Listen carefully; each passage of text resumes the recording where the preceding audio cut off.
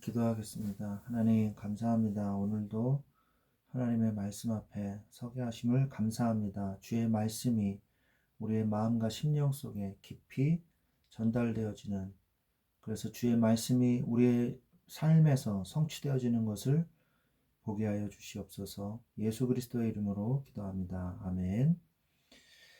네, 오늘 하나님의 말씀은 민수기서 5장 29절부터 31절까지 말씀 보겠습니다.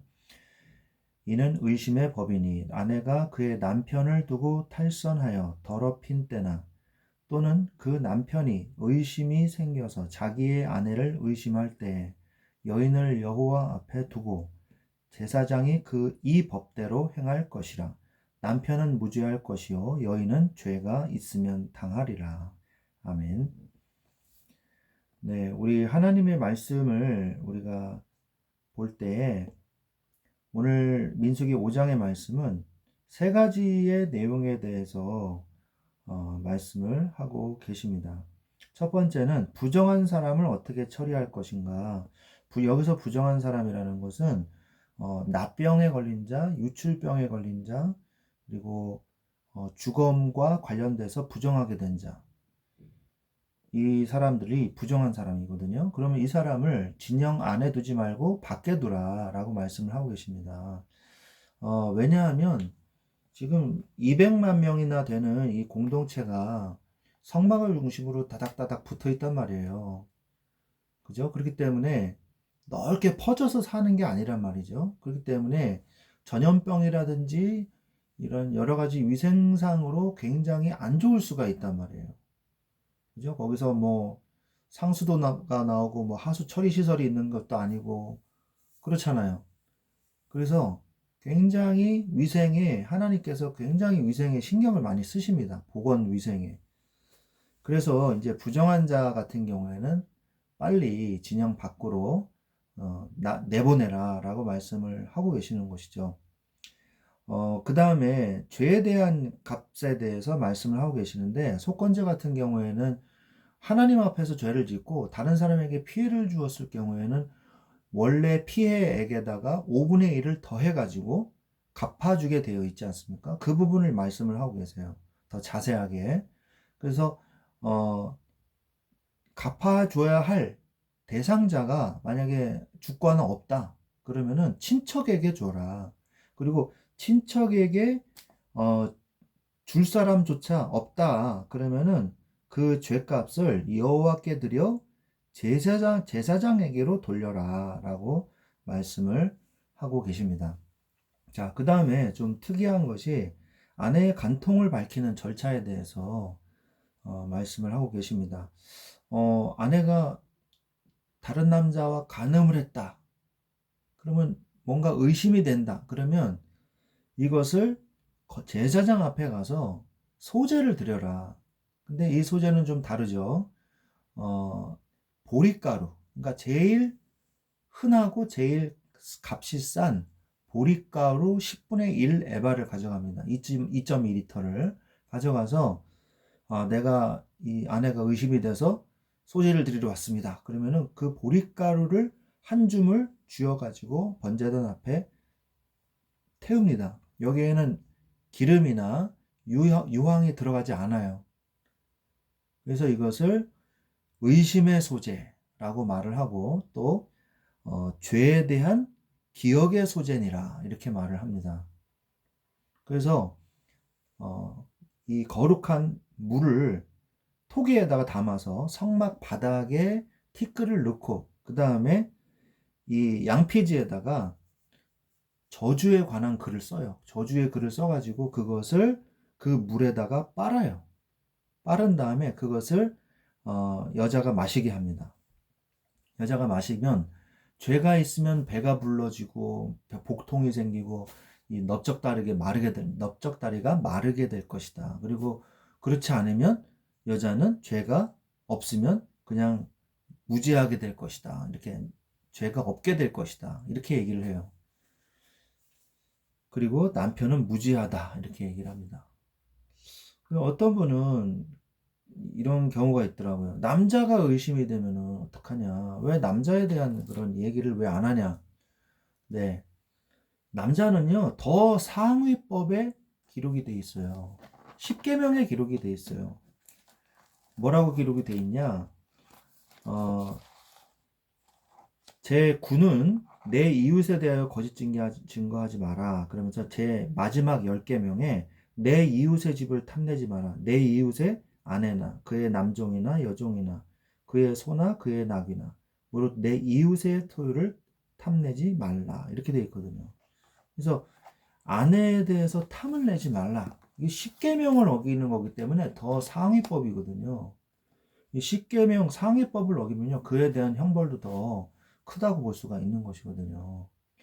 그래서 우리는 어쨌든 간에 하나님께서는요, 이제 민수기서 1장부터 4장까지는 하나님께서 인구 계산을 하는 여러 가지, 그 다음에 그 진영, 그리고 그 다음에 그러니까 진영의 위치죠.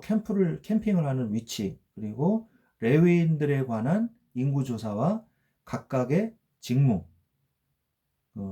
그것에 대해서 이렇게 쭉 얘기를 해주는 내용이 4장까지였습니다. 이제는 5장부터는요, 이제 이스라엘 백성이 광야 가운데서 이제 이동하면서 시간이 지나면서요, 이 법이라는 것은요, 어, 처음에는 좀 단순합니다. 그런데 케이스 바이 케이스거든요. 그러니까 여러 가지 법에 관련된 이런 사건들이 계속 일어나는데 단순한 법의 조항 가지고는 그것을 해결할 수가 없는 경우가 점점 생기는 거예요. 그래서 이 율법이 자꾸 시간이 갈수록 더 구체적이 됩니다. 이스라엘 사람들이 판결을 해야 되지 않겠습니까? 이제 판결을 해야 하는데 모세를 비롯해서 이제 100부장, 50부장 이렇게 판결을 해야 되잖아요. 그런데 이게 법을 적용하기가 좀 애매하고 힘든 거예요. 그래서 법이 점점 더 구체화되어지고 자세하게 되는 것을 우리가 볼 수가 있습니다. 그래서 하나님께서는 우리에게 뭘 말씀하고 계시냐? 우리가 하나님의 말씀을 더 깊이, 더 자세히 적용해야 돼요. 어디에? 우리의 삶에 밀착시켜야 된다는 것이죠. 하나님의 말씀은요, 그냥 휙 지나가는 말씀이 아니에요. 하나님의 말씀은 성취가 됩니다. 하나님의 말씀은 반드시 응답이 돼요. 그래서 우리의 삶과 전혀 관계가 없는 그런 그 말씀이 아니거든요. 하나님의 말씀은 성취가 되기 때문에 내가 그것을 자세히 읽어보고 내 삶에서 어떻게 적용할 것인가에 대해서 생각을 해야 돼요. 그 당시 우리가 뭐 구약시대 사람이 아니기 때문에 율법을 그대로 적용해라. 그런 얘기는 아닙니다. 신약시대에 와서는 율법을 폐기는 하지는 않으셨지만 율법을 완성하셨거든요. 율법을 폐기한 것이 아니죠. 율법을 완성하셨다고 말씀하셨죠. 그래서 우리가 율법을 초월하는 복음의 삶을 어떻게 살 것인가. 이 부분에 초점을 맞추고 계속 성경을 읽으면서 뭘 하셔야 되냐. 나 자신에게 적용하셔야 돼요. 근데 설교를 들으면요, 우리 남편 이거 바꿔야 된다고, 내 자식 이 말씀 들어야 되는데 막 이런 경우도 있어요. 그리고 본인이 막 그렇게 떠오르기도 하고. 근데 그거는요, 그렇게 좋지가 않습니다. 제일 중요한 거는 뭐냐? 자기 자신에게 적용해야 돼요. 자기 자신에게 적용해서 하나님의 말씀이 정말 나한테 해주시는 말씀인가를 붙잡고 응답을 받아야 된다는 것이죠. 그러면 하나님이 어떻게 은혜를 주시냐? 성령께서 가르쳐 주세요. 그 당시에는 이제 모세가 율법을 해석을 했겠죠. 그리고 구약시대 때는 랍비라든지 뭐 이런 사람들이 해석을 했겠죠. 그런데 지금은 성령이 계시거든요. 그러니까 성령께서 우리에게 말씀을 해석해 주시고 가르쳐 주시고 깨닫게 해 주신단 말이에요. 이게 굉장히 중요합니다. 그러면서 목회자의 말도 상담을 통해서 참고해도 되죠. 뭐 천주교는 아예 이제 신부하고 그런 상담을 하잖아요. 그래서 뭐 봉사활동 몇 개월을 하십시오. 뭐 이렇게 숙제를 주더라고요. 고해성사를 통해서. 근데 성경은 그러지 않아요. 성경은 목회자와 상담을 할 수 있지만 목사가 그런 명령을 하고 그런 숙제를 내줄 수 있는 그런 권한이 있는 것은 아니거든요. 그죠? 지도를 할 수 있지만. 그래서 우리가 제일 중요한 것은 하나님의 말씀에 나를 비추어 보아서 내가 내 삶을 어떻게 인도받고 응답받을 것인가. 그것을 생각을 하고 목사님과 목회자들과 이렇게 상담을 해도 결국 자신이 깨달아야지 그거를 바꿀 수가 있는 거지. 자신이 깨닫지도 못한 상황에서 시키는 대로 하면은 죄가 없어집니다. 이건 아니거든요.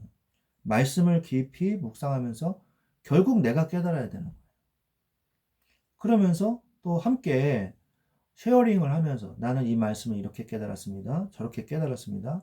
이렇게 하면서 또는 설교를 들으면서 깨달을 수 있는 것이죠. 근데 제일 중요한 건 뭐라고요?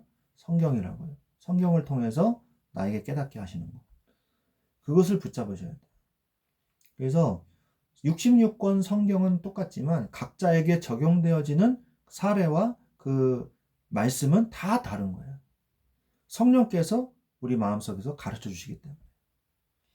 그래서 우리는 이 하나님의 법을 하나님의 말씀대로 우리는 그리스도 안에서 우리는 살아갈 수 있도록 하나님께서 인도를 해주고 계시는 것입니다. 그래서 오늘 우리 공동체를 위해서 필요한 말씀이잖아요. 부정한 자들을 어떻게 해야 되고 그리고 죄에 대한 값에 대해서 어떻게 해야 되는지 그 다음에 또 마지막으로 가정의 문제거든요. 하나님의 거룩한 가정을 하나님이 주셨습니다. 에덴 동산에서 하나님의 가정을 허락해 주셨잖아요. 그래서 이 가정은 굉장히 중요한 공동체고 우리가 지켜야 할 마지막 보루와 같은 교회예요. 가정교회거든요. 그래서 이 가정교회에서 하나님의 은혜와 이 예수 그리스도의 이 예표와 상징성이 굉장히 많아요. 신랑과 신부와의 관계를 통해서 예수 그리스도와 우리와의 관계를 하나님은 설명을 해주셨지 않습니까? 그리고 이것을 통해서 우리는 더 그리스도를 더 깊이 깨달아 알 수 있게 되는 것이거든요. 그래서 우리는 거룩한 하나님의 가정을 세워 나가야 돼요. 하나님의 이 가정을 통해서 귀한 하나님의 복음을 깨달을 수 있기 때문에 사단은 이 가정을 파괴하려고 합니다. 그래서 여러 가지 어떤 의심, 부부간의 의심, 불신앙, 부부간의 불신앙이잖아요. 불신임. 이거는요, 이 가정을 파탄내기에 참 좋은 것이거든요. 부부관계가 무너지면요, 부모관계도 무너져요. 가정도 무너져요. 사단은 1타 3피를 노리는 거예요. 그래서 가정을 사단은 파괴하기를 원합니다. 하나님의 몸된 가정을 우리는 지켜나가야 돼요. 그렇기 위해서는 모든 의심의 이런 꼬투리들을 다 제거해 나가야 되는 것이죠. 하나님은 우리에게 귀한 이 말씀을 통해서 우리의 삶에 구체적으로 모든 부분에 적용해 나가시기를 원하십니다. 여러분의 삶에 하나님의 말씀이 어디까지 적용되었는지 여러분 자신을 살펴보시고 말씀을 나의 모든 삶의 구석구석 적용해 나가고 주의 말씀을 따라가는 자 되시기를 예수 그리스도의 이름으로 축원드립니다. 기도하겠습니다. 하나님 감사합니다. 오늘 이 말씀을 통해서 주의 말씀이 나의 삶에 성취되어지고 응답될 수 있도록 나의 삶의 구석구석까지 하나님의 말씀이 성취되고 응답될 수 있도록 주께서 성령으로 역사하여 주시옵소서. 감사하며 예수 그리스도의 이름으로 기도합니다. 아멘.